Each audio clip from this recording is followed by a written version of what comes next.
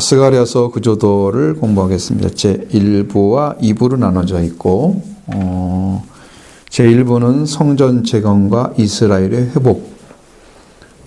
처음에 이제 목적이 이스라엘이 지금 성전을 짓다가 아직 못 지었던 상태에서 성전을 지어야만 되는 시기가 지금 너무 지나갔다는 거죠. 하나님께서 성전 시작한 한 약 15년, 16년 사이에 학개와 스가랴를 통해서 말씀하시니까 처음에 한 것이 성전 재건이죠.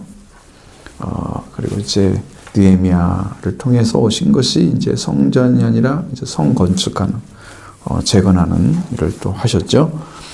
그래서 이제 성전 재건과 이스라엘 회복이라는 의미 자체는 이게 영적인 회복을 지금 얘기하는 거고, 근데 그들이 이제 영적인 회복이 되기 위해서는 돌아와야만 되죠. 어쨌든 돌아와야지 영적 회복도 되고 그들의 삶도 회복이 되고, 그렇죠. 그러니까 이게 지금 이제 급선무되는 것이, 자, 여러분이 어디를 가든지 간에 제일 중요한 것을 먼저 하게 된단 말이에요. 보통 이제 어디를 가게 되면 어떻게 가서 거기를 탐방할 건가 뭐 할 건가를 정하잖아요. 기획을 하잖아요. 기획을. 그 다음에 그 일을 착수를 하죠. 이건 먼저 뭘 해야만이 빨리 갈 수 있어. 어떻게 움직이면 이게 동선이 짧고 거기를 갈 수 있어. 이게 다 나오죠. 그러니까 하나님도 이게 이스라엘 백성들이 살 수 있는 방법을 알고 계시기 때문에 이스라엘 민족 옮겨 놓긴 했지만 그들이 무엇을 먼저 해야만 되는지에 대해서 말씀을 하셔야 되기 때문에 그 예언자를 통해서 그걸 먼저 말씀하시고, 그 다음에 이스라엘의 이제 부흥이 이루어지고 회복이 된 다음에는 이제 거기에 이스라엘 민족이 거기 살고 그걸로 마치는 게 아니고 이곳에 메시아가 오셔서 어떠한 부흥의 역사를 또 이루셔야 되는가, 그 문제를 다루기 때문에 이제 1부가 2부가 이렇게 나눠지는 거예요. 우리도 이제 먼저 여러분들이 교회 왔을 때 맨 처음 해야 될 일이 뭐라고 생각하세요?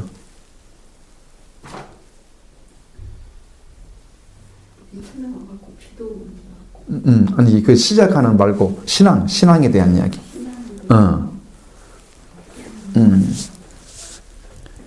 어떻게 신앙을 시작해야 되는가요? 뭔가 생각은 많이 복잡하죠? 그거를 뭘 알고 나서 이게 뭔가를 안다면 그 길을 가겠는데, 모르고 대부분의 사람들이 일반인이기 때문에 그렇죠. 모르고 간단 말이에요. 그렇죠. 그래서 말씀을 따라가고 먼저 오신 분을 따라가고 이런 식이고, 말씀을 배우니까 따라가는 거지 아무것도 모르면 전쟁인지 똥인지 구분을 못하기 때문에. 그러면 최고 중요한 게 뭐겠어요? 회개의 길을 먼저 가르쳐 주시는 거예요. 그러니까 거기에서 가장 중요하게 생각해야 될 것은 일단은 성경이겠죠. 성경이죠. 그 다음에 지도자가 필요하죠. 성경도 성경이지만 지도자가 없이는 따라갈 수가 없어요. 처음 여는 방법을 모르니까, 어떻게 들어가는 모르니까. 그래서 지도자가 중요했던 거고, 그 지도자 역할을 했던 사람이 이제 스룹바벨이나 이런 여호수아 대제사장 이런 분들이죠. 그분들이 세워져서 지금 일을 하고 있는 거고, 스가랴는 예언자로서 거기에 일을 하고 있는 거고, 이제 그렇게 다른 거예요. 그러니까 이제 처음에 세워졌을 때 이스라엘 민족도 지금 성경이 있는 시대가 아니잖아요. 당시는요. 성경이 아직 없어요. 예언자로서 성경이 쓰여지기 시작한 때가 이제 아모스, 미가 때부터 이제 문서 예언자라 그러거든요. 그 전에는 예언자가 쓰여지지 않았어요. 나중에 쓴 거예요. 이게 다 어떻게 모아져가지고 만들어진 거예요. 그러니까 뭐 이사야도 제1 이사야, 제2이사야, 제3 이사야, 제4 이사야 막 이렇게 내용이 다 다르니까. 장수는 쭉 연결되어 있지만 그런 거죠. 그러니까 문서가 아직 없는 거야, 성경이. 구체적으로 성경이 아직 안 나타났어. 구약 성경이. 그래가지고 이제 나중에 만들어지잖아요. 그래, 그때는 지도자가 최고인 거야, 그때는. 어떤 생각과 어떤 신앙을 가진 지도자가 그걸 리더로 세워지느냐에 따라서 그 나라에 어떤 이제 어쨌든 이스라엘 나라밖에 없으니까 그 이스라엘의 어떤 영적인 위치가 정해지고 삶이 정해지고 방향이 정해지겠대요. 그래서 그를 세웠을 때 하나님이 뭘 주고 어떤 말씀을 주어서 그를 행하게 할 건가도 하나님 안에서 이미 정해진 상태로 가는 거죠. 그래서 이제 뭐 교회 같은 경우는 신학교를 준비를 해서 철저하게 공부를 시켜가지고 어떤 부분까지는 알려주는데 성경 해석이나 이런 것은요, 사실은 대학원이나 이런 데 가야지 알죠. 그게 공부하고는 몰라요. 성경 해석을 다 배울 수가 없어요. 우리 교회 성도들은 성경을 배우고 나온지 알잖아요. 성경을 배운 게 아니고 성경에 관해서 배우고 나와요. 성경은 뭐 어떤 책이다, 뭐 그 정도로, 그냥 성서신학, 그러면 구약 성서신학, 신약 성서신학, 구약학, 신학학이 있잖아요. 그렇죠? 그 다음에 이제 조직신학이라는 게 따로 있어요. 읽으면 이제 하나님에 대해서는 신론, 그리스도론, 죄론, 성령론, 교회론, 종말론, 막 이런 게 있잖아요. 요게 다 하나씩 또 이렇게 해서 체계적으로 또 만들어 놨어요. 그 다음에 이제 교회 신학이라고 그래서 역사 신학, 크리스찬이라고 불려져서 시작됐던 그 교회로부터 지금까지 교회 역사가 어떻게 흘러왔는지에 대한 그 공부를 조금 하는 거죠. 역사성이 필요하죠. 그 다음에 실천 신학, 교회 가서 어떻게 목회를 해야 되는 거에 대한 방법론을 다 배우는 거죠. 그러면 배우는 것 중에 성서신학, 구약성서, 신약성서 외에는 별로 없잖아요. 그죠? 성경에 대해서 배우는 거 별로 없어요. 그렇게 한 장 한 장 배워가지고 전부 알고 나오는 것처럼 그게 아니에요. 그것은 나름 신앙을 가진 분들이 가졌기 때문에 그 배운 걸 바탕으로 해서 우리가 해석을 해나가는 거고, 또 자기 영적인 위치에 따라서 해석이 달라지고 많이 다르죠. 지난번에 우리 목사님 한번 오셔가지고 저하고 한 2시간만 동안 얘기했어요. 거기서 저는 목요일인가? 아니 화요일 날 시간을 먹다 뺏은 거야. 내가 뭔가를 했어야 되는데, 근데 그게 결코 저기는 아니었어. 마이너스는 아니었어. 그분은 이제 상당히 충격적인 얘기를 들은 거예요. 지금까지 들었지 못했던 얘기를 들었어. 이게 이해하는 방식이 아주 신학적이고 이성적이고 그런 부분들이 많아요. 공부를 상당히 이렇게 공부를 했던 분이기 때문에. 그러나 이제 성경적이고 이론적이지 않고 성경적이죠. 완전히. 그리고 실질적이고 신앙의 근거에서 얘기를 하니까 탁탁탁 캐치를 해주면 탁탁 들어가는 느낌이 있는 거예요. 그게 차이가 너무 커. 신앙적인 부분은 아니고 이게 이성적으로 성경에 관한 그런 책들을 많이 공부하면 그 나름대로 쌓이잖아요. 그 쌓인 것들이 하나의 자기 이론이 되거든요. 근데 우리는 그런 이론을 가지고 있지 않고 성경에 대한 이런 말씀만 가지고 있으니까 거기에 대한 실질적인 얘기를 하면 그분들은 상당히 충격을 받는 거예요.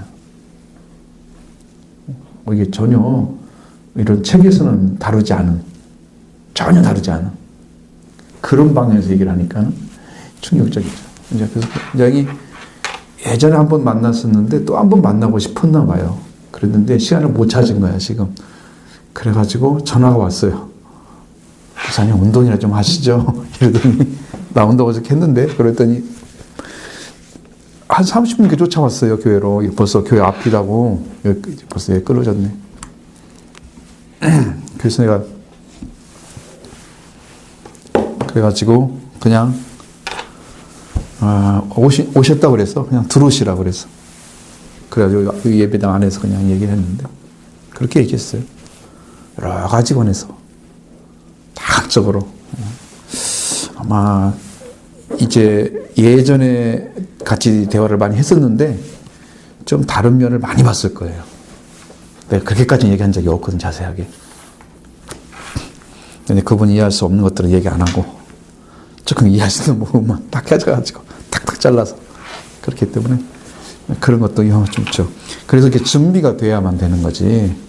준비가 안 된 그 지도자가 없이, 성경이 없기 때문에 당신은 신앙의 지도자가 정확하게 율법을 이해하고 생활을 이해하고 있는 그 분이 필요한 거야. 그래서 에스라라는 분은 이제 제사장 겸 율법학자잖아요. 그런 분이 이제 필요한 거야, 사실은. 그래서 그런 분도 세워지고, 느헤미야 같이 성경에 관한 것이 아니고 평신도 지도자로서 세워지기도 하고, 하나님은 스가랴 같은 분도 세워서 일을 하기도 하고 그런단 말이에요. 그러니까 이게 지도자가 중요하다. 그럼 교회 와서 어떤 신앙을 가져야 되느냐라는 포커스가 정확하게 맞아지기만 하면 신앙 성장은 엄청 빨라질 텐데, 이 목표가 없이 예전에 해왔던 방식의 어떤 전통적인 신앙 방식으로 그냥 접근해서 거기에 묻혀서 같이 신앙하다 보면 그 사람들이 하는 방식을 따라가는 것이 신앙인 것처럼 마치, 그 설교는 또 따로 있고 뭐 그래서 상당한 오류를 범하면서 신앙생활을 시작을 하죠. 그래서 목적이 정확하게 회개와 구원에 관한, 죄사함과 구원에 대한 것들을 완벽하게 심어져서 그것이 말씀의 전체가 되어야 되는데 그것이 안 되고 교회 생활의 중심이 되고 그 다음에 모임이 중심이 되잖아요. 만약 좀 교인이 좀 생겨지면 되게 모임을 중심으로 하죠. 예전에는 다 그랬어요. 무슨 분 만들라고 계속 모임하고 막 거기서 돌아가게 하고 이런 것이 또 교회 일처럼 많이 느껴져가지고 오늘 어린이 학교는 이거 배워야 되기 때문에 아이들은 가르치는 건 너무 중요하죠. 신앙을 심어주는 거. 그 외에 모임 같은 건 그렇게 중요하지는 않은데 교회 전체 활동을 위해서 필요한 몸으로 생각을 하고 그렇게 일을 하는 거지. 그러니까 여러분도 포커스를 정확하게 맞춰서 신앙생활 하느냐를 확인해 봐야 된다는 거예요. 자기 자신이. 성경이 말하고자 하는 것과 지금 이스라엘 민족은 성전이 필요한 이유가 있죠. 그래야 신앙이 회복되니까, 이스라엘 회복이 되니까. 우리 교회도 처음에 뭐가 필요한가를 알고 들어와야 돼. 이제 가르칠 때 여러분들 만약에 새로운 사람이 온다고 하면 이것이 중심이라는 것을 우리가 알고 있으면 얘기를 해줘야 돼. 우리는 이렇게 믿어야 되고 이렇게 가는 거다. 그러면 그분들도 어느 정도 이해가 될 정도가 되면 이 말씀도 들어오는 방향이 틀릴 거란 말이죠. 들려지기도 하고 믿어지기도 하고 그럴 테니까 그게 중요한 문제 보면 될 것 같아요. 자, 그 다음 일부 성전쟁과 이스라엘 회복의 1장에서 7, 8장의 말씀이 있는데 여기서는 1장 1번 회개의 촉구 1장 1절부터 7절의 말씀, 두 번째는 8가지 환상을 해서 여기 8가지 환상은 또 쭉 나오죠. 나중에. 그러니까 그걸 또 나열할 필요는 없는 것 같아요. 제가 볼 때는. 그냥 그런 게 있다. 8가지 환상이 있다라는 거. 1장 8절부터 6장 8절의 말씀까지. 그리고 여호수아의 대관식을 합니다. 그건 뭐냐면 여호수아가 대제사장으로서 세워지는 대관식을 하죠. 6장 9절부터 15절에 거긴 단락하게 되어 있고요. 그 다음에 금식에 대한 문답을 묻고 대답하는 형식으로 해서 4번에 7장에서 스가랴 7장에서 이 말씀을 하고 있고, 그 다음에 5번은 이스라엘 민족, 이스라엘에 대한 기대와 약속에 대한 말씀이 되어져 있습니다. 예루살렘이 이렇게 세워져서 나중에 하나님께서 예루살렘을 보호한다는 약속의 말씀이 들어있죠. 그 안에 아주 충실하게 하나님이 그 약속을 지켜가고 있고 지금도 안 이루어졌다고 말씀드린 것도 있어요. 사실은 너무나 예루살렘이 커서 하나님께서 불로 이렇게 해서 보호하신다는 말씀이 있는데 그것은 이루어지지 않았어요. 그것은 그런 것들은 그런 성경을 보면 하나님께서 왜 그 말씀을 해주셨을까? 그러면 이게 마지막 때에 이루어질 거예요. 그리고 아니면 천년왕국이 이루어질 수도 있어요. 이 땅에서 이루어진 건 아니에요. 그 말씀은. 자, 그 다음에 제2부 메시아의 도래. 9장부터 14장에 관해서 말씀해 주고 있습니다. 이 작은 1번은 열방에 대한 심판, 9장 1절로 8절의 말씀에 대해서 이것은 이제 여러 나라를 이야기한 건 아니고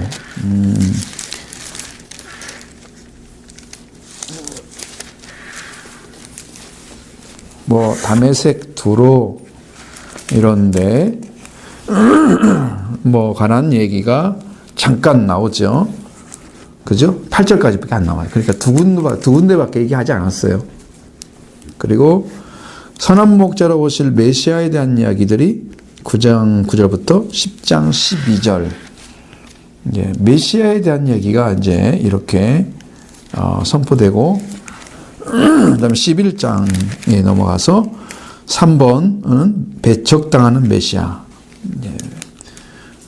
근데 이상하게도 예수님도 성경에서 뭐 복음서 같은 데 보면 예수님도 이스라엘 민족에게 직접적으로 배신당하는 모습을 그렇게 기록해 놨어요. 우리가 성경 볼 때는 예수님의 말씀을 전하고 있으면 받는 자들만 얘기할 것 같아야, 그래야 더 우리한테 온전한 복음이 전해지는 것 같은데, 그러지 않고 배반하는 자들이나 혹은 그 말씀을 거부하거나 배척하는 모습도 그대로 그려놨단 말이에요. 그러니까 이게 뭐냐면 예수님이 오셔서 하나님의 나라를 선포하고 죄사함을 주는 회개를 이제 요한부터 시작해서 예수님 말씀으로 전해지고 있는데, 이런 말씀이 이루어지어서 이스라엘 백성들이 들어와야 되는 위치에 있는 거죠. 그리고 그걸 위해서 선민으로 선택을 받은 거죠. 그런데 그들이 거꾸로 배신을 한단 말이에요. 예수님을 배반하거나 거부하는 사람도 훨씬 많고, 또 예수님을 대적하는 자들도 있고, 거기 안에는. 자, 그런 모습을 볼 때에 과연 메시아를 이 사람들이 제대로 알았을까라는 생각을 하게 되죠. 그래서 구약에서 메시아를 찾아내지 못했던 사람들이 신약의 시대에 예수님 오셔서 하시는 메시아를 바르게 영접할 수가 없었다. 그래도 그들에게는 이방인에게 없는 메시아에 대한 기대감은 있었어요. 그죠? 근데 이것이 다니엘 7장에 나오는 메시아의 인자의 메시아가 아니고 다윗과 같은 메시아를 찾았던 것이 그들의 허점이었어요. 그렇게 예수님 영접하지 않는 거예요. 독립도 안 시켜주는 거예요. 응? 그 나라의 왕으로, 이스라엘에서 왕으로 태어나신 분이 유대의 왕이라고 그랬잖아. 근데 유대 나라를 독립시키지 않아. 아무것도 안 해. 그 나라를 위해서 안 하는 거예요. 그러니까 예수님은 유대의 왕이라는 존재보다도 온 세상의 왕으로 오신 거죠. 유대에는 상징적인 거예요. 유대의 왕이라는 것은 상징적인 거예요.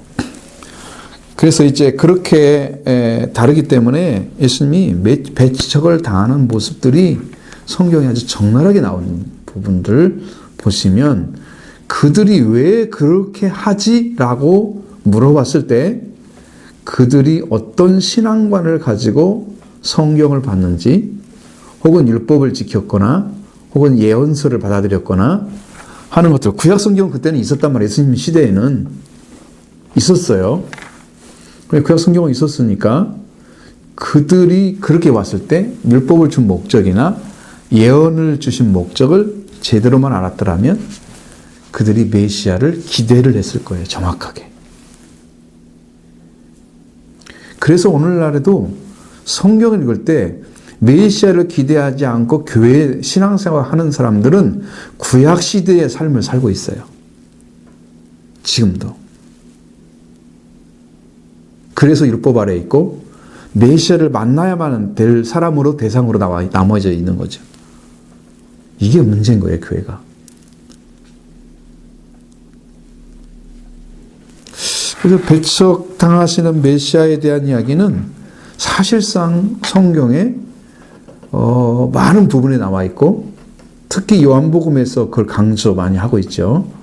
예수님에 대해서 유대인들을 그 마귀의 자식들이라고 얘기도 하시기까지도 하니까 그렇게까지 얘기를 않잖아요. 독사의 자식이란 말을 하지만 예수님도 마태복음에서는 23장에서는 그래도 이제 요한이 했던 말씀 말고 했던 건데, 요한복음에서는 예수님을 엄청나게 배척하고 거부하는 모습들이 너무 정답게 나오기 때문에 배당하는 메시아가 참 너무 아프죠. 그 다음에 예루살렘에 보호하겠다 하나님께서, 다른 데는 다 이렇게 하셔도 보호하겠다.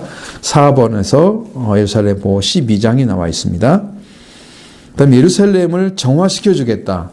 어떻게? 영적으로. 죄와 허물을 씻어주고 거기서 정결하게 하는 셈이 나올 것이다. 이스라엘 민족을 살리는 방식이죠. 그 다음에 6번에서는 재림과 예루살렘의 영광 14장. 예, 아주 잘 기록되어 있습니다. 자, 전체 개요를 보겠습니다. 거기도 나오나요? 전체 개요? 네. 뭐 읽을 것도 있어요? 시대적 배경. 거기 안 나오는구나. 자, 스가랴서는 미래에 관한 책이다. 왜? 예언서니까. 일단 예언서기 때문에 미래에 관한 책이다. 이렇게 보시고요. 구약 성경 중에 메시아적이고 이것이 중요한 내용이니까 구약성 중에 메시아적이고 묵시적이고 종말론적인 책이다. 이 세 가지를 외우시면 돼요.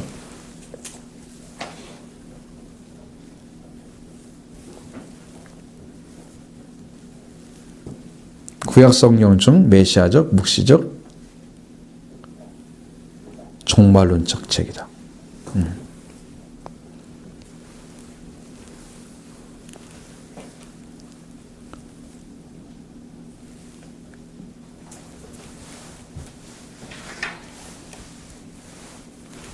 그래서 환상이나 상징이나 마지막 시대의 예언이 스가랴서에 풍족하게 있다. 거예요. 이런 점들은 묵시문학의 요소들이다. 무슨 말인지 알겠죠? 묵시문학은 예언적인 말씀들을 많이 이렇게 기록해 놓은 책들을 묵시문학이라 그래요. 그러면 묵시문학 하면 뭐가 들어갈까요? 성경의 예언서들이 다 들어가요. 예언서들 하면 무엇인지 아시죠? 되게 4대 예언자들 있죠? 다니엘까지 합쳐가지고 이사야부터 그 다음에 12 예언자가 있죠? 그건 소선지자라고 그러잖아요. 그런 분들이 썼던 책들을 예언서라고 그러잖아요. 그 예언서에 기록된 책 가운데 있으니까 이것도 묵시문학인데 그것들은 이루어지지 않았지만 이루어질 것에 대해서나 아니면 회개할 것에 대해서 문제를 지적해주고 그걸 빨리 회개하라고 책망을 하거나 혹은 어떠한 일이 벌어질 거라고 예언해 주시는 말씀들이 있거든요. 그런 요소들이 여기에도 충분히 있다 이거야. 스가랴서 말씀은 신약 성경 중에 총 71회가 인용이 됐습니다. 적은 거 아니죠. 14장밖에 안 되는 책인데 14번이나 신약 성경 복음서를 쓰면서 예언을 했다는 거, 인용을 했다는 거예요. 71회나 대단하죠.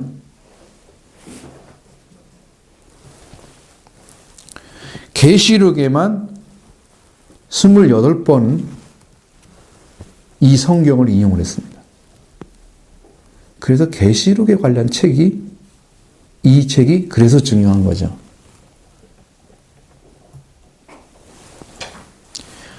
구약의 계시록이라고도 불려지고 있다.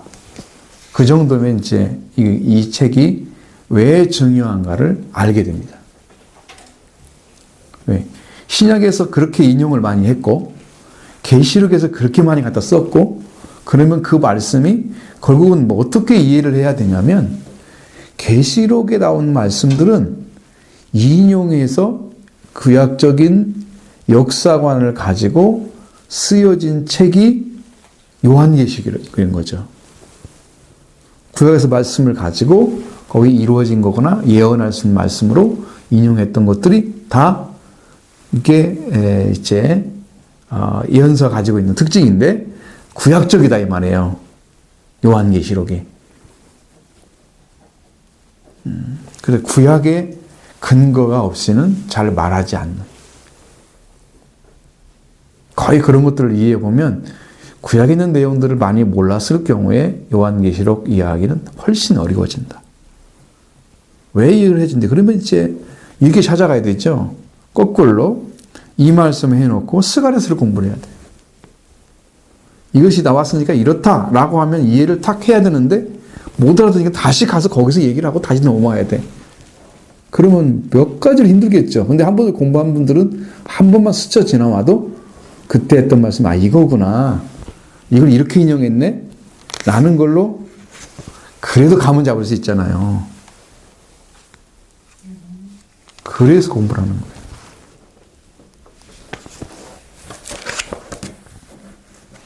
자, 1번 시대적 배경. 시대적 배경에서 뭐라고 좀 써있나요? 네, 7가지. 한번 읽어봐요.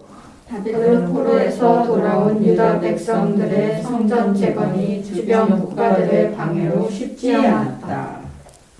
자, 그 다음 이거 바벨론 포로에서 돌아온 백성들이 성전 재건이 주변 국가들로 인해서 이 사실이죠.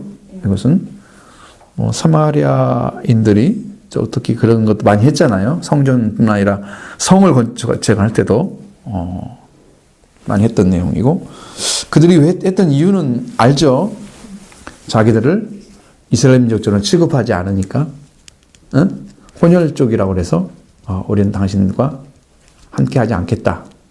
이거 하나로 이해해서 생기고, 두 번째는 BC 536년에 성전 재건 공사를 시작하자마자 주변 국가들의 방해로 중단됨. 이것도 공부하셨죠? 그 다음에 세 번째는 BC 539년 페르시아가 바벨론을 무너뜨림. 자, 그래서 이제 바로 누가 나와요? 고레스가 나오죠. 4번 헬레리아의 고레스 2세가 유대인 비행과 성전 재건을 허락하는 명을 내림.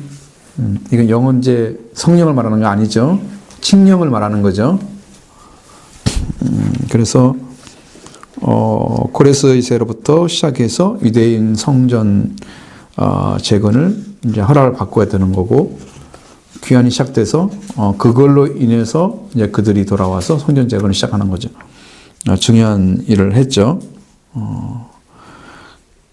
그 다음에 5번 함미세스가 페르시아를 다스리는 동안 성전 재건 공사가 중단됨. 이것도 보셨죠? 역사 가운데 그게 나오죠.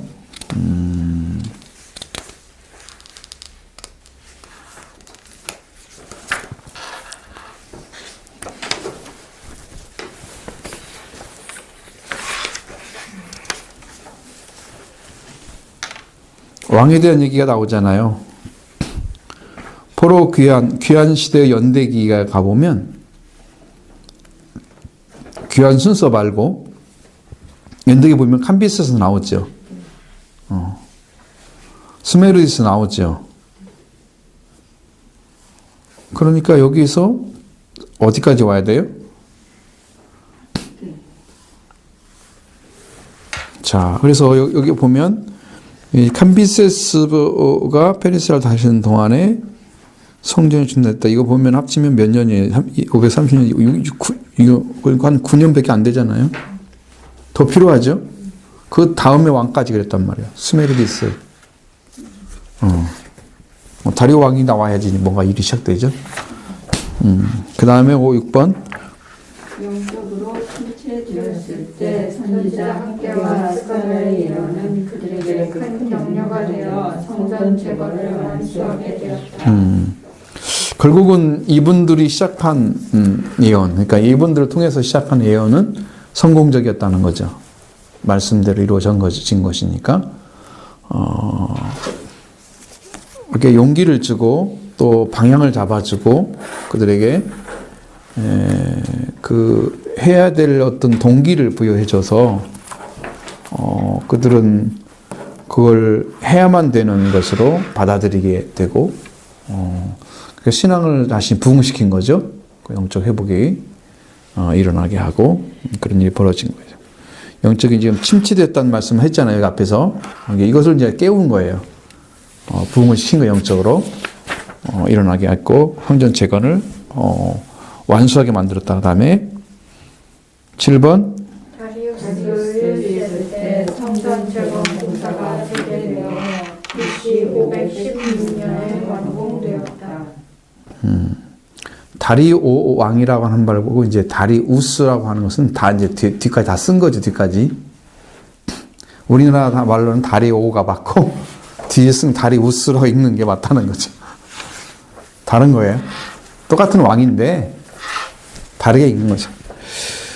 다리우스 1세가 이제 시작해서 BC 521년부터 486년에 이제 다스렸던 분인데 그분의 시작돼서 520년에 시작해서 516년에 완공이 됐으니까 한 5년가량 4년에서 5년 사이에 일을 했어요. 그렇게 해서 성전이 재건될 것까지가 여기에 이제 역사적 배경으로 이제 들어가는 거죠. 시대적인 배경으로.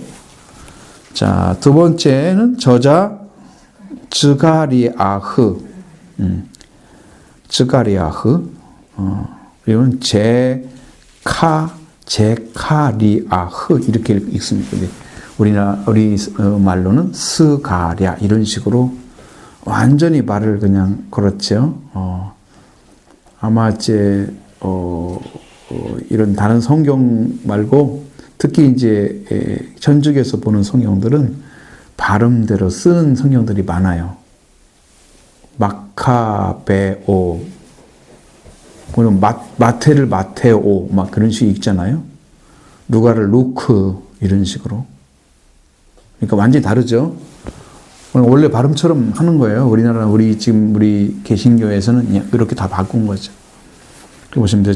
스가랴 저자 스가랴는 1장 1절에 자기 스스로가 스가랴가 선지자로 이 성경을 기록되는 것을 이야기하고 있는데 주전 536년에 이스라엘 백성들이 바벨에서 귀환할 때 선지자 학개와 총독 스룹바벨과 함께 유대에 돌아오게 됩니다. 536년에. 그 스가랴와 학개는 스룹바벨과 여호수아의 지휘 아래서 하나님의 성전 건축을 격려하기 시작했고, 그게 5만여 명의 유대인들이 그들의 성읍과 성전 예배를 재건하기 위해서 애쓰던 어려운 시대에 학개와 더불어 사역을 했다. 거기도 기록됐나요? 그러니까 그것은 보시면 좀 이해가 쉽죠? 이게 보시니까요. 그리고 남은 자들은 주전 536년에 돌아오게 되고 536년에 성전의 기초를 놓았다. 그러나 반대 세력으로 인해서 발생을 해서 15년 동안 공사가 중단되고 520년에 하나님은 학교와 스가랴를 통해 세워서 지도자들과 백성들을 격동하게 하였다. 그들의 마음이 움직이고 이제 활동하도록 만드는 거예요, 실제적으로. 그리고 2번, 작은 2번. 그의 이름은 여호와께서 기억하신다는 뜻이다. 스가랴의 의미가 여호와께서 기억하신다. 그러면 스가랴 이 자체가 야자가 들어가거나 여호와라든가 들어가면 여호와라 들어갔을 때는 여자가 들어가 여호수아 그러잖아요. 여호와께서 이 승리자다든가 이렇게 이해를 하시지만 그렇게 되면은 꼭 하나님의 이름이 들어가 야자가 들어가도 야훼라는 하나님으로 그래서 여기서도 여호와가란 말로 바꿔서 여호와께서 기억하신다라고 이제 이야기를 하는 거죠. 그의 아버지 이름은 여호와께 축복하신다라는 뜻인데 그의 할아버지 이름은 하나님의 때이다라는 의미가 되는 이렇게 보면 여호와는 그때에 축복하실 것을 기억하고 계신다 의미가 됩니다. 이거 어디 찾아보면 돼요? 1장 1절을 찾아보면 돼요. 그 할아버지 나오죠. 아버지 나오죠. 이또가 무슨 뜻일까요?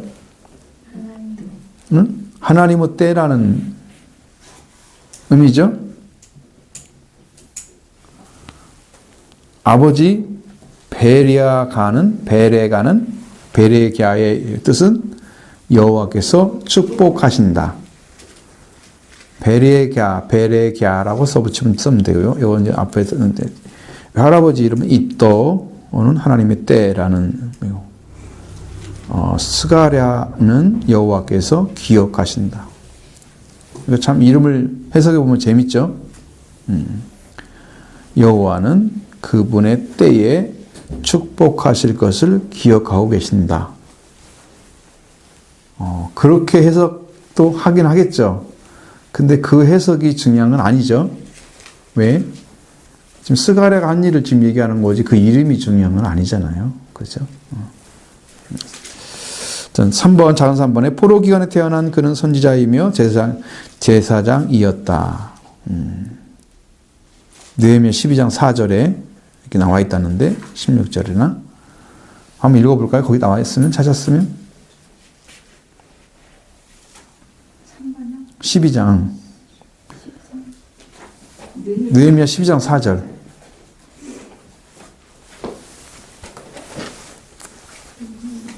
성경이 앞으로 가 있어야 돼 이제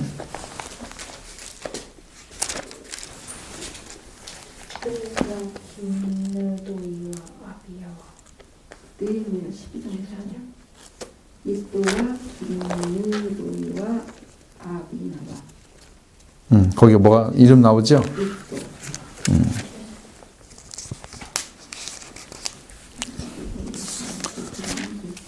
그러니까 그 이름이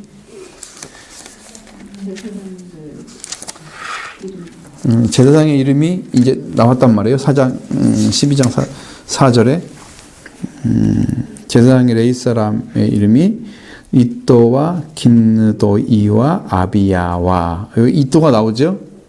그 다음에 16절에 이또 족속에는 스가랴요 나오죠.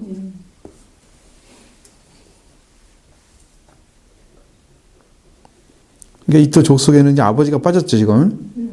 베레아가 빠지는데 스가랴가 여기 나온다. 그러니까 이 사람도 에레미야에는 이 기록된 사람인 거죠. 그 자손으로서 전체를 에레미야는 기록하지 않았어요. 숫자가 몇인지 몰라. 에레미야 때 돌아온 사람들은. 근데 여기에 보면 자손이 나온단 말이에요. 그게 그러면 이제 포로 상에서 태어난 사람이 있을 거 아니에요? 거기서 그 나라 바벨론에서 바로 이 사람이 거기서 태어난 사람이죠. 이또 손자 베레기야의 아들 이또 족속은 스가랴요 학계는 기성세의 대상으로 성전 재건을 족구하였고 스가랴는 신세대의 대상으로 사역을 했다. 많이 다르죠. 왜 조금 더 이런 분들이 나타나면 여러분도 여러분 이제 성경에서 참 별로 중요시 않는 사람이 딱 아버지가 들어가되는 사람이 한 사람이 있잖아요. 누구죠? 그 아버지가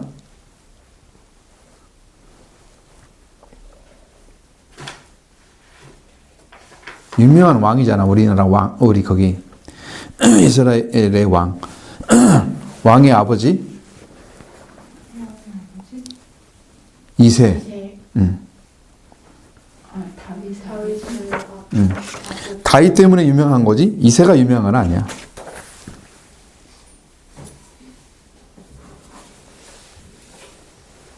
그럴 수 있잖아요. 아버지 때문에 아들이 유명한 건 아니고 아들 때문에 아버지가 유명해지는.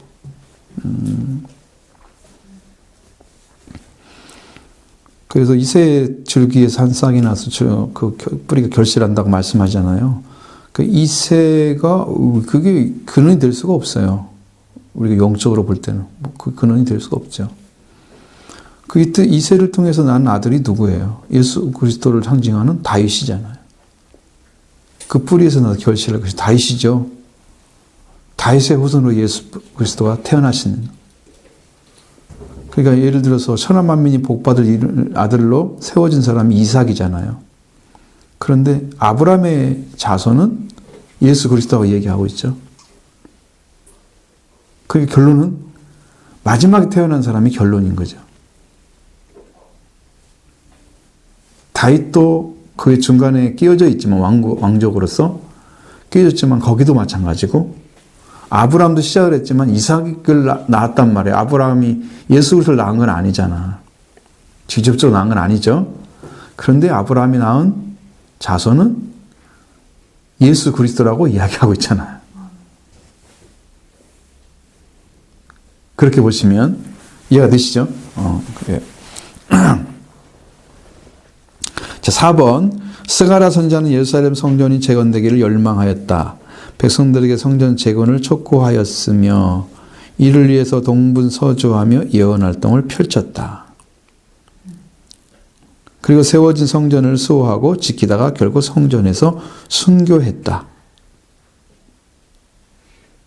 들어보셨죠? 성전에서 순교했다는 거 들어보시고 성경에서 구약 성경에는 그의 순교 기록을 찾아볼 수가 없습니다. 그러나 예수님께서 말씀해서 하셨는데 마태복음 23장 35절에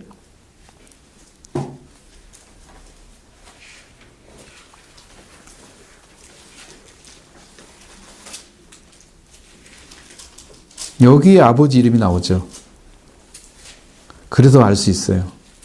우리는 아들을 필요했고 성경과 재단 사이에서 너희가 죽인 바가랴 나오죠, 아버지 이름이. 바가랴 아들 사가랴의 피까지 땅에서 흘린 의로운 피가 다 너희에게 돌아가리라. 이 사가랴 여기서는 스가랴를 가리키는. 이게 바뀌니까 헬라어로 바뀌니까 좀 이름이 바뀔 수 있잖아요. 우리가 영어식 발음하면 김윤아가 되잖아요. 연화가. 그런 식으로 조금 바뀌는 것처럼 언어가 바뀌면 바뀌는 거죠. 조금씩은. 근데 사가랴가 스가랴야. 왜? 아버지 이름이 나와 있잖아요. 그럴 때는 정확히 알 수 있죠. 바라기아가 아버지인 것은 그대로 나왔죠.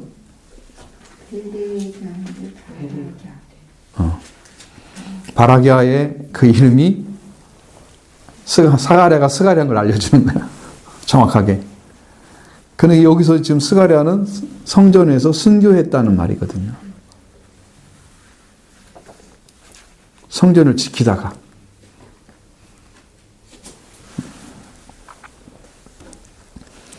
자, 그러니까 그렇게 기다리고 외치고 마음에서 불타올랐던 성령의 역사를 통해서 그의 심령 가운데서 말씀하시고 인도하신 그 하나님을 완전히 믿고 쫓아서 그의 심령도 타올랐던 거죠. 그래서 그 성전을 지키다가 거기서 장렬하게 이렇게 이제 순교를 당하는 그런 일까지 벌어졌는데 다른 어느 곳에도 이렇게 순교했단 말이 없기 때문에 여러분이 증거를 댈 수가 없는 거예요. 기록도 없고 단 예수님의 말씀 한마디로 이게 이제 그것이 그건가 이렇게 이해를 하고 있는 거죠.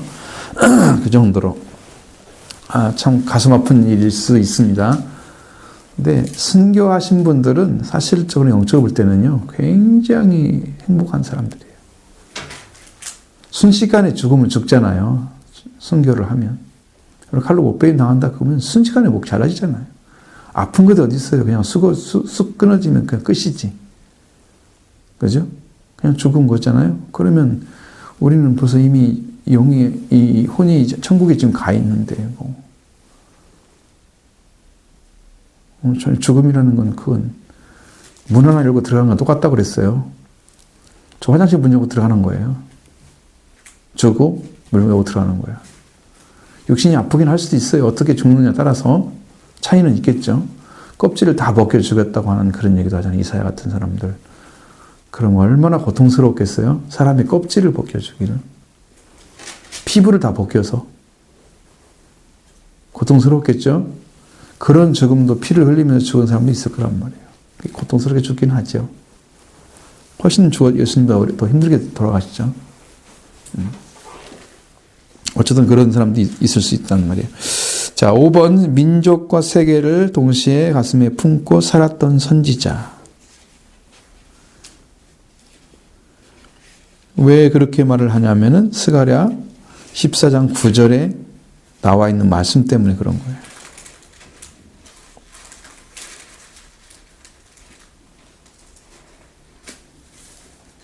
여호와께서 천하의 왕이 되시리니 그날에는 여호와께서 홀로 한 분이실 것이요 그의 이름이 홀로 하나이실 것이라. 네. 자, 그러니까 우리가 오늘날 믿는 하나님도 한 분이라고 말씀하고 있잖아요. 삼위로 나타나지만 한 분이라고 말씀드리고 있죠. 항상 구약과 신약은 똑같아야 돼요. 나타난 것은 다르게 보여지지만 그분이 한 분이다. 어쨌든 한 분이시다라고 하는 것을 말씀드리고 이게 여호와께서 천하의 왕이 되신다 하는 말씀.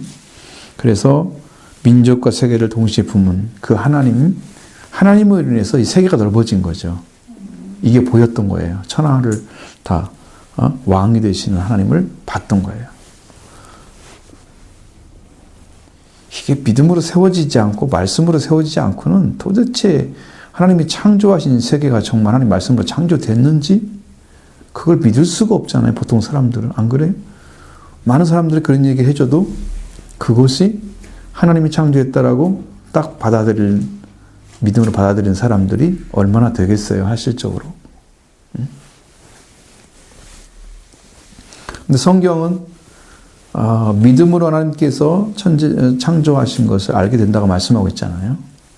믿음으로 하나님이 천지를 창조하신 것을 알게 된다. 그러니까 우리가 받아들이는 것은 다 하나님이 주신 말씀을 그대로 믿음으로 세워졌을 때만 하나님이 온전하게 오셔서 당신이 그런 분이란 사실을 증언해 주는 거예요.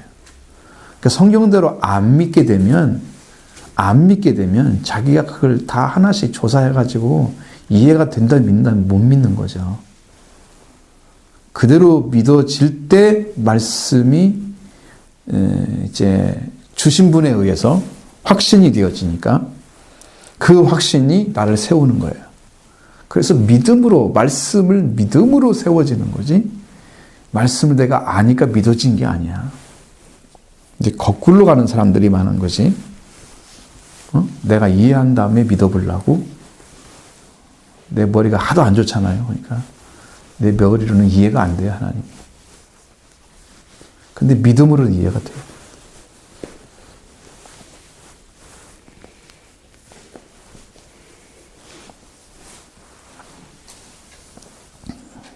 대부분 다 그럴 거예요. 네. 6번에 다리오 왕 2년 8월 1장 1절에 BC 520년 여호와의 말씀이 스가랴에게 임하면서 예언 활동을 시작했다. 저자 스가랴에 대한 얘기만 했어요, 지금. 그리고 자, 스가랴서를 기록한 이유. 여기는 이제 여러분 서라는 말을 썼을 때 이해되시죠? 서신이 아니죠. 책을 말하는 거죠. 그러니까 스가랴서를 기록한 이유 1번, 작은 1번. 자, 전반부 1장 8장 BC 520년 7월 11월부터 BC 518년 12월까지 2년간 성전 재건 중에 예언된 말씀이다. 전반부가 2년 동안에 예언된 말씀이다. 성전 재건을 격려하기 위해서 기록했다.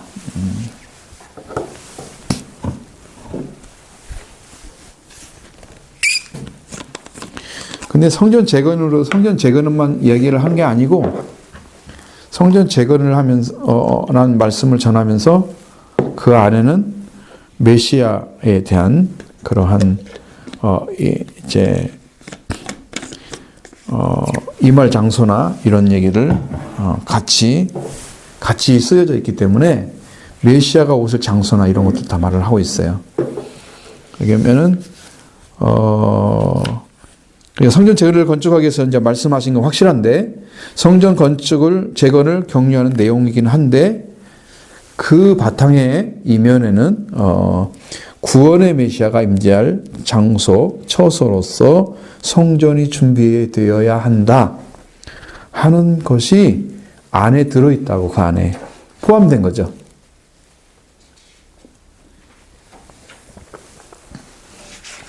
그래서 두 가지를 다 봐야 한다는 거죠. 하나만 보면 안 되고. 그 다음에 수반부. 넘어갔나요? 그냥 바로 앞에 있어요.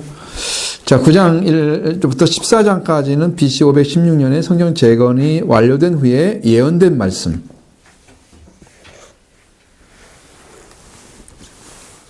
시간이 좀 걸렸죠? 520년부터 516년이니까 시간이 걸렸죠? 중간에. 빠졌죠.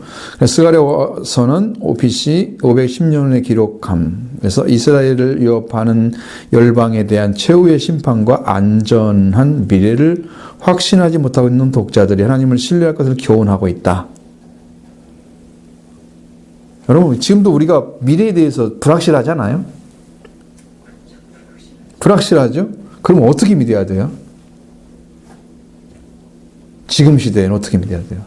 우리의 생각대로 믿는 게 아니고 말씀을 기록한 대로. 근데 그것이 이제 어떻게 우리한테 적용되는 것인가 하는, 그건 어떻게 해석을 해야 될까요?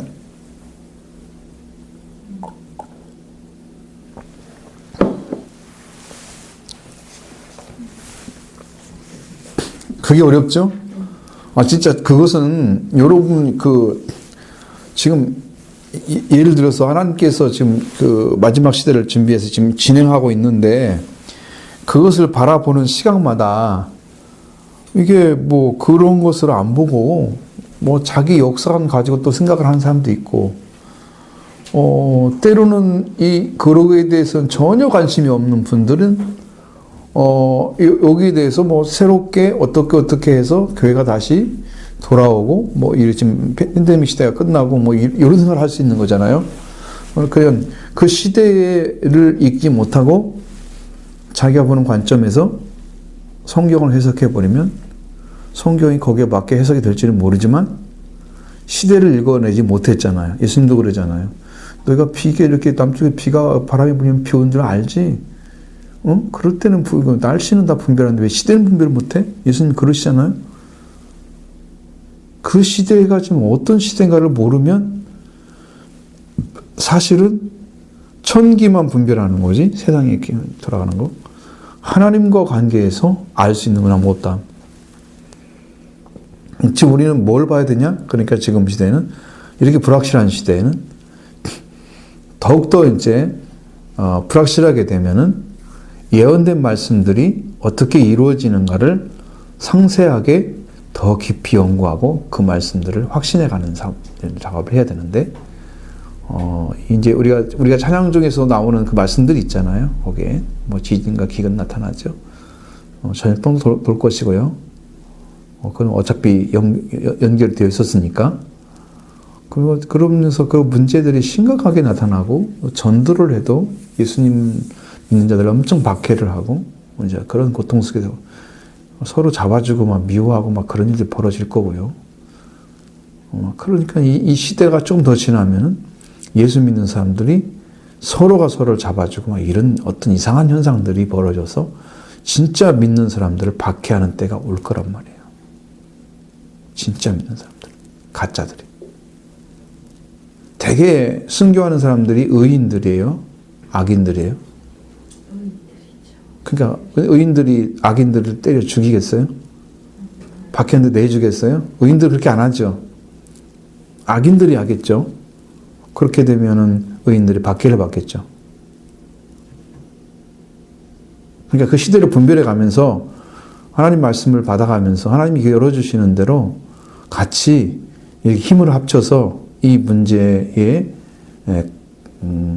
하나의 어떤 그 말씀을 통해서, 우리가 주시는 말씀을 통해서 여러분들이 그 방향을 잡고 또 그런 믿음을 가지고 신앙생활을 계속 해나가는 방법밖에 없어요. 응?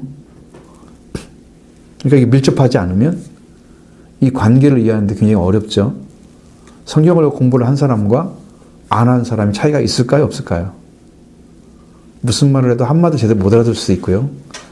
어떤 사람은 조금 더 깊이 이해를 했는데 이 말이 그 말씀이었네 라고 할 때 더 정확하게 이해해서 전에 들었던 말씀하고 다르게 더 깊이 들어갈 수 있잖아요.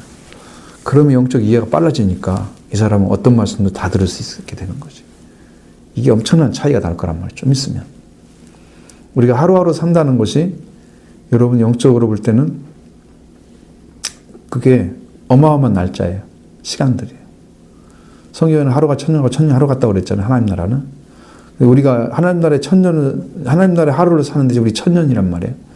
근데 우리가 이 살아가는 삶이 정말 얼마나 귀중한지 이 날짜가 지나감으로써 우리 영적인 부분도 훨씬 성장하고 깨어나고, 물론 이제 기도하는 삶이 필요하죠. 말씀을 받는 것도 필요하고, 그것도 우리가 사모하면 하나님 주시니까. 그냥 우리가 안 받고 내가 구해서만 간다고 하면 엄청 힘들겠죠.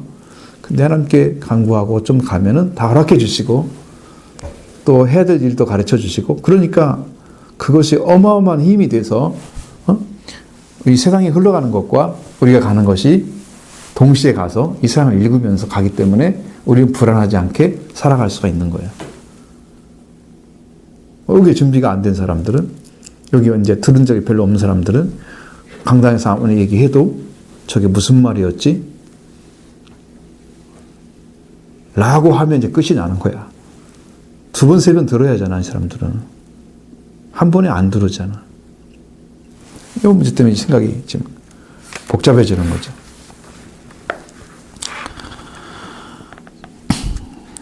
그래서, 이제, 이 마지막 516년 이후에 기록됐다고 나와 있잖아요. 기록된 거, 연도가. 그래서 이스라엘을 위협하는 열방에 대한 최후의 심판. 아까 들어오시던 말씀드렸죠? 들어와 시돈 대한 얘기 말씀하셨고 드렸고 최후의 심판과 안전한 미래를 확신하지 못하고 있는 자들에게 하나님을 신뢰할 것을 교훈해 줬다. 여러분 가장 어려운 게 뭐냐면 믿을 수 없는 시대, 불확실성이 큰 시대, 이럴 때에 성경이 역할을 제대로 해주는 거예요. 하나님을 신뢰함으로써 우리가 영적인 것들을 얻게 되면 하나님이 우리를 인도하심을 받아서 우리도 하나님이 요구하는 시대에 맞는 삶을 살아갈 수 있죠. 세상 사람들은 세상에 맞는 삶을 살아가겠죠. 우리는 시대에 맞는 삶을 살아가죠. 그래서 세상을 준비할 수 있어요. 그걸 먼저 해야 되고 그 다음에 교훈, 초림 메시아와 재림 메시아의 등장해서 심판과 구원의 사역을 행하신 내용도 있다는 것을 강조하고 있다. 여기서는. 그 다음에 이제 결국 하나님의 백성으로 하여금 메시아 왕국을 대망해서 그날을 준비하기 위해서 영적 각성을 함으로써 겸허한 자서 여호와를 의지하며 그 뜻에 따라 순종해야 함을 보여준다. 왜냐하면 여러분 하나님의 말씀은 정직하고 완전하기 때문에 그 말씀에 의해서 우리가 분명하게 알게 되고 믿게 되면은 우리는 그거에 의해서 지금 대비가 되는 거예요. 그날을 준비가 되는 거예요. 왜? 이 말씀이 불확실하고 내가 믿어도 별것이 아닌 게 되면 우리가 왜 이렇게 고성스럽게 성경 공부할 필요가 없잖아요. 도움도 안 되는 성경 가지고 왜 얘기를 했어? 그렇죠? 시간 낭비죠.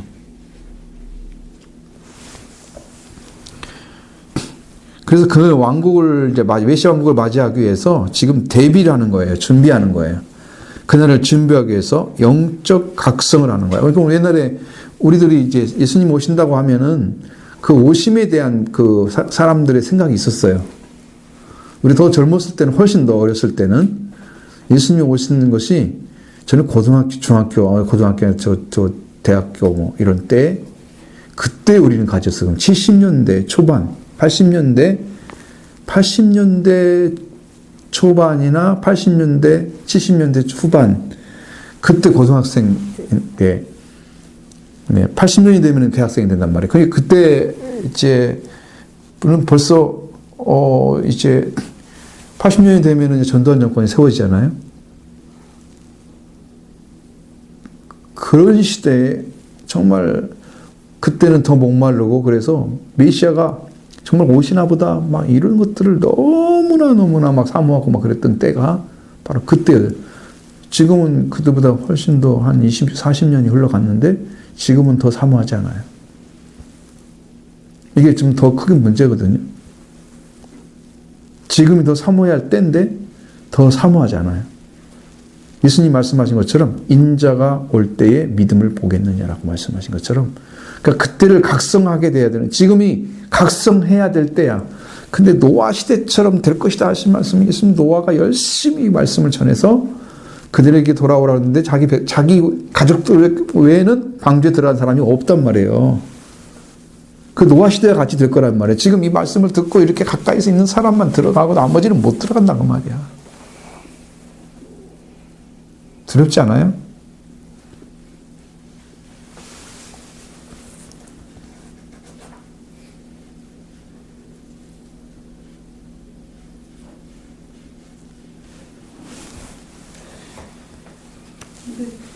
이야기가 우리 어렸을 때부터 지금 몇십 년을 이렇게 항상 듣다 보니까 그거에서 더 깨어 있어야 되는데도 불구하고 이제 조금 뭐라 그러지?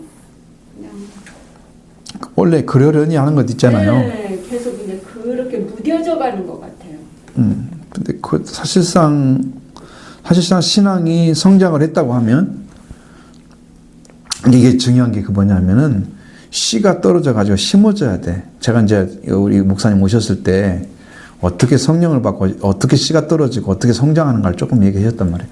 근데 그런 것들이 되어지지 않을 때 내 안에서 주님이 오셔서 이제 부활의 주님이 오셔서 내게 씨앗이 되어지고 뿌리가 되어서 내가 성령 받는 데까지 성장을 했는데 그 성령 받는 데까지 가는 역사를 주님이 행하시는 걸 봤단 말이에요. 근데 우리 믿는 사람들이 그렇게 주님을 향해 달려가면서 주님과 함께 걸어가는 삶을 살아가려면 계속해서 말씀을 사모하고 회개가 이루어지고 그 다음에 땅이 좋아야지 열매가 맺어지니까 마음 바탕이 이제 이게 좋은 땅으로 바뀌어야 되는 그런 사람이 되어져야 돼. 그래서 그 영적인 세계를 계속 걸어가는 사람은 그게 나머져 있고 그 땅이 되어져 있어 열매를 맺어가는 삶이 계속 이루어지고 있고 여기 땅이 안 가려지고 신앙생활하고 그냥 유지했던 사람들은 신앙이 까란지거나 제자리 있거나 그대로 가는 거지. 지금 그랬던 거야. 그래서 신앙생활을 오랫동안 했는데도 변화가 안 되는 삶을 지금껏 살고 있어. 신앙만 유지하는. 왜냐하면 회개가 안 이루어지기 때문에 그런 거예요. 더 열심히 하라고 해도 열심히 안 되는 이유가 이제는 이 말씀이 어떠한 자극이 되지 않는 거지. 그 말씀은 말씀에 대해서 무뎌지고 있다. 성경에는 하나님 말씀은 검이라고 그랬는데 이 검이 안 들어가는 이제 심령을 가지게 되는 거잖아요. 그럼 그 사람들은 어떻게 해서 나중에 팔아요. 자, 성경 말씀이 하나님 말씀 살아있고 운동력 있어. 양날 검보다 훨씬 예리하다고 그랬잖아요.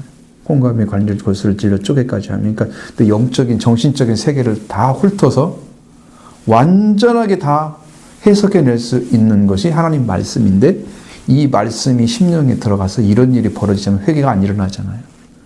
나는 마치 벌거벗은 것처럼 다 계산하게 될 건데 나중에 마지막 날에는 이런 일을 말씀이 하는데 내 안에 그런 일이 안 벌어지고 있다는 것은 이제 하나님 말씀이 살아있지 않다는 거잖아요. 운동력이 없다는 거잖아요. 심령 안에 들어오지 못하는 무디어진 상태가 되어버린 거잖아요.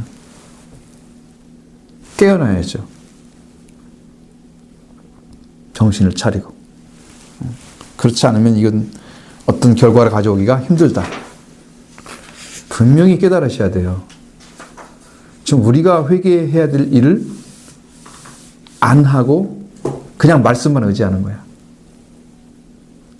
듣는 말씀을 중심으로 해서 그냥 열심히 살아가고 요 정도단 말이에요. 우리가 지금 신앙생활하는 방식이 말씀을 듣고 회개가 일어나야 됩니다. 그래서 날마다 기도하면서 회개해서 예수 그리스도 만나는 속죄 부활의 은혜를 경험하면서 이야기해야 됩니다. 우리는 간증이 필요하죠. 지금 그 길을 안 걸어가면 여전히 똑같은 신앙생활이 유지될 거고 나는 이것을 가지고 미래는 다쳐나고 생각해요. 준비가 안 되잖아. 기름이. 성령 안 받았잖아요. 다른 사람이 중요한 게 아니야. 우리 말씀을 못 듣는 사람이 중요한 게 아니고 그 사람은 모르기 때문에 못하지만 알고도 못할 수도 있잖아요. 왜? 그 말씀이 깊이 안 들어가니까 나의 생활을 변화시키는 말씀으로 역사하지가 않아. 성경이. 그래서 준비를 못 시킬 수 있습니다. 그 우리가 듣기가 둔해진 거잖아요. 생활의 염려나 방탕함으로 인해서 너희들이 듣는 것이 둔해져서 주님 오실 때를 알지 못할 수도 있다. 그러니까 깨어서 기도하라고. 마음이 둔해짐으로 인해서. 그러니까 여러분 회개 기도를 날마다 하시고 그게 여러분 살리는 길인 거 아시죠? 회개가 왜 중요한 건 여러분이 이해는 하시죠. 그래도 최소한. 그죠? 여러분 혼내는 거 아닌 거 아시죠? 절대 그게 아니라는 걸 성경이 누누이 가르쳐주고 있잖아요. 그러니까 우리가 그건 알았다 하면 이제 우리는 진실하게 회개하고 여러분 땅을 빨리 갈아가는 작업을 해주는 거 이거 주님이 바라고 계시고 빨리 하늘의 미랄이 떨어져서 부활의 주님 오셔서 여러분 열매 맺기를 원합니다. 자, 3번에서 여호와께서 이스라엘에게 돌아오라고 권면하신다. 1장 1절로 2절, 6절의 말씀 안에 들어가 있죠. 그들은 바벨론으로부터 돌아왔으나 그들의 마음은 아직 주님께로 돌아오지 않았다. 그럼 뭐예요? 몸은 돌아오는데 마음이 안 돌아온 거죠. 이스라엘 백성들이 왜 광야에서 멸망을 했어요? 마음이 안 떠나온 거잖아요. 몸은 왔는데요. 먹을 것 달라고 난리 피잖아요. 거기에서 먹었던 것 우리 먹고 싶다고. 왜 달콤하고 맛도 없는 이거 계속 먹으라고 하냐고 어떤 사람이 얘기를 뭐라고 그러는지 아세요? 스트레스를 많이 받으면 단 것이 필요하대. 그래서 하나님이 광야에서 그 다지 단 만나를 주셨대. 이 세상에도 말씀이 필요하잖아요. 그 약속의 말씀이 아니고 달콤한 말씀들이 필요해요. 왜? 사람들이 스트레스를 많이 받고 와, 교회로 와. 세상 살아가면서 힘들게 와. 그 사람이 필요한 게 뭐야? 달콤한 말씀이야. 그래서 뭐라 그래요? 좀 위로가 되는 말씀 좀 주시라고 맨날 이러는 거야. 성장하지 못하는 거지. 만나가지고 성장이 안 되잖아요. 약속의 말씀은 가나안 땅에 들어가면 주시는데, 응? 거기서 끝이 아니잖아요. 우리 사는 것이. 자, 3절 거기 나왔어요? 같이 보죠. 그러므로 너희 무리를 구하기를 만군의 여호와께서 이처럼 이르시되 너희는 내게로 돌아오라. 만군의 여호와의 말이니라. 그리하면 내가 너에게로 돌아가리라. 만군의 여호와의 말이니라. 아멘. 자, 그러잖아요. 무리하게 도로 말씀하시는 것은 만군의 여호와께서 이처럼 이르시되 너희는 내게로 돌아오라. 하나님 이스라엘 백성들을 바벨론에서 포로로 데려와서 이 땅에서 성전을 재건하며 살도록 왕들을 배려해서 다 이렇게 많은 부분을 도와주고 배려해주고 그들의 지원을 받고 또 이제 돌아가도록 허락도 받고 그렇게 해서 이제 지도자도 세워지고 이렇게 왔는데 그들이 실제 돌아와야 할 것은 이스라엘 땅에 돌아오는 것 자체만으로 내가 생각할 때 나는 옛 우리 선조들이 살았던 고향으로 돌아오는 거야. 거기에는 만족만 있어서는 안 된다는 거예요. 그들에게 정작 필요한 것은 여호와께로 돌아오는 거였어요. 신앙의 회복이었어요. 그들 신앙의 회복이 안 일어났기 때문에 그들이 버림받은 거거든요. 하나님 관계 깨어지면서 우상을 섬겼기 때문에 하나님이 그들을 보낸 거거든요. 니네 우상을 실컷 섬겨봐. 그리고 다시는 우상 섬기지 마. 그 조상들을 보내버렸단 말이에요. 우상 섬기는 땅으로. 이후에는 그렇게 하지 말라고 하시면서. 내가 너에게 좋아서 보내는 거 아니야. 그게요, 여러분, 성경에 나와 있어요. 에스겔서에. 봤어요, 제가. 나중에 찾아서 내가 딱 찾아가고 올게요. 하나님 얼마나 아파하시는지 보셔야 돼요. 그래서 만군의 여호와의 말이냐 그러면서 그러면 내가 너에게 돌아가리라. 사실상 여러분 하나님은 고레스에게 그 기름 부분 바른 자라고 그렇게 칭하시면서 그를 사용하셔서 이스라엘 백성들을 보내시는 작업을 하시죠. 성전 건축하라고 하면서. 하나님은 그렇게 그 왕을 사용하셔서라도 이스라엘 민족을 돌아오게 했으면 하나님 지금 일하고 계신 거잖아요. 그럼 누구한테 돌아왔어요? 하나님이 이스라엘에게 돌아온 거죠. 그런데 이스라엘은 아직 안 돌아왔어요. 자기 땅에는 돌아왔는데.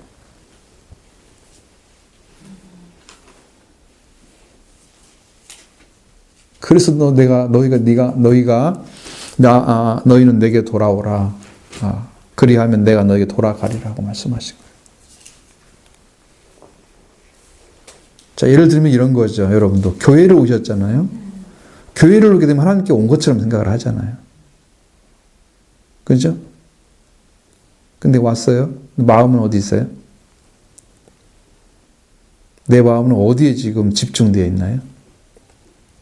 지금 성경 공부에 집중되어 있죠. 아니, 이제 그 물어본 거 아니잖아요, 제가. 내 중심이 하나님께 집중되어 있느냐라는 것을 지금 물어보는 거예요.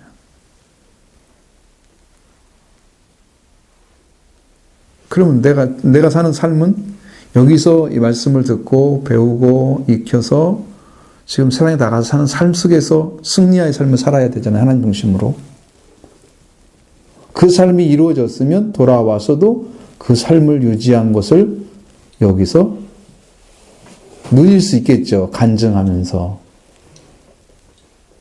그럼 여러분의 신앙이 얼마나 굳건하게 세워져야 세상에서 승리하면서 돌아와서 여기에서 나눌 수가 있을까요? 세상에 나가면 박살나나요? 그냥? 한 번에 깨지나요? 그러진 않잖아요. 그러진 않는데 더 성장하거나 더 온전하게 되어가는 작업들이 계속해서 일어나고 있어야 돼. 그런 일들이 일어나고 있어야 되는 거예요. 그러려면은 여러분이 받은 말씀이 더 견고하게 세워져서 영적 회복이 완전히 일어나서 내가 말씀이 동력이 돼서 내 삶이 청적 개선되고 영적 성장이 이루어지고 우리에게는 하나님의 은혜가 더 임재하고 기도할 마음이 더 깊이 생겨지고 영적인 것이 계속 회복되는 거죠.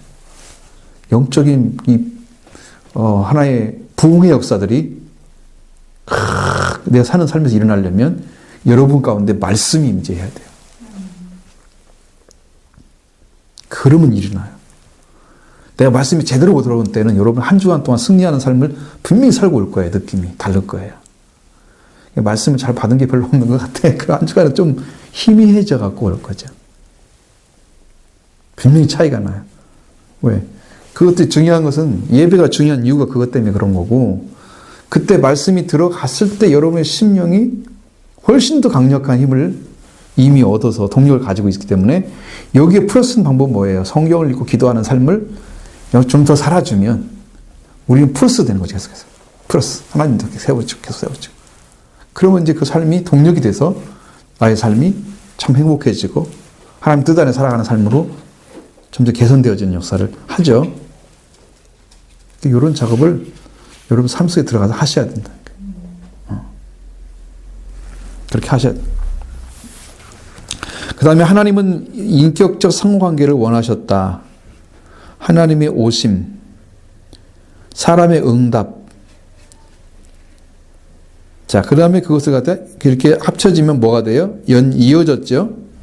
그러면 복과 약속을 주신다. 그러니까 우리는 하나님이 우리에게 허락해 준 것은 은혜죠. 없는 것을 있게 하시고 내가 할 수 없는 거잖아요. 제 문제 해결 어디서 해요? 할 데 없죠. 우리가 할 수 없는 거죠. 그걸 다 이루어 주셨잖아요.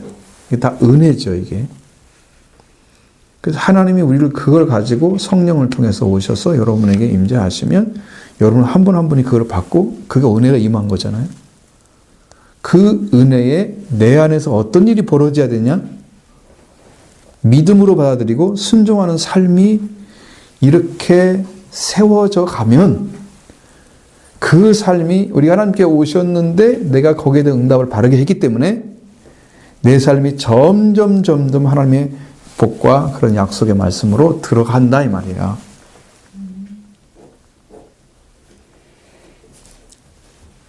이게 동시성이에요. 은혜에 바르게 영접하고 받아들일 수 있는 사람이 필요해요. 동시성이에요. 성경을 읽으면 그게 꼭 나와요. 아, 이것 때문에 하나님 은혜를 주시는구나. 이 사람에게는. 이 사람은 이것이 없구나.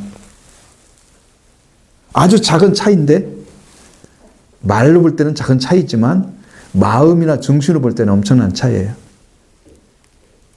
정말 세워진 사람의 마음은 그분을 향한 중심이 뜨겁기 때문에 있어요. 그걸 찾고자 하는 게. 만나고자 하는 게 있어요. 이 사람 열심 때문에 됐네? 그렇게 간단하게 얘기할 수 있지만 그 열심이 그냥 생긴 건 아니잖아요.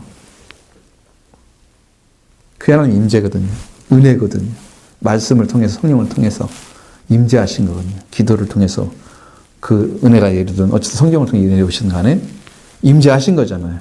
어느 때는 가만히 있어 내릴 때도 있긴 한데 그 하나님의 역사 가운데 있는 것이고, 그래서 여러분이 그걸 얻게 되면 여러분 스스로도 모르는 사이에 이게 성장이 이루어진다. 하나님의 역사 가운데 이뤄가면 이게 복이 그냥 되는 거죠. 나가도 받고 들어가도 복을 받고 이게 다 이루어지는 거예요. 하나님의 역사가 일어나는 거예요. 가는 곳마다 하나님 함께 하셨어요. 그럼 이게 그 일을 제일 많이 한 사람이 성경에서 요셉이라는 사람이에요. 여호와께서 그를 형통하게 하셨더라. 왜? 하나님을 향한 그 중심이 정확하게 서 있기 때문에. 변하지 않고 자기가 불이익을 당하고 그래도 하나님 관계는 유지를 했어.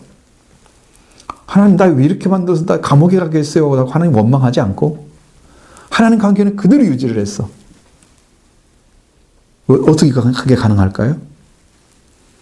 어떠한 역사 가운데도 나를 지키시고 함께 하신 하나님을 믿었기 때문이에요. 그 가운데도 계셨다는 것을 알고 있는 거죠. 그러니까 감옥에서 또 간수장이 하는 일을 맡겨가지고 일을 하게 하고 거기서 형통하게 하시잖아요. 하나님. 요셉이 가는 건 형통하게 되는 거예요. 그 역사, 그게 복 받는 거란 말이에요. 여러분이 가는 거 잘 때 봐요.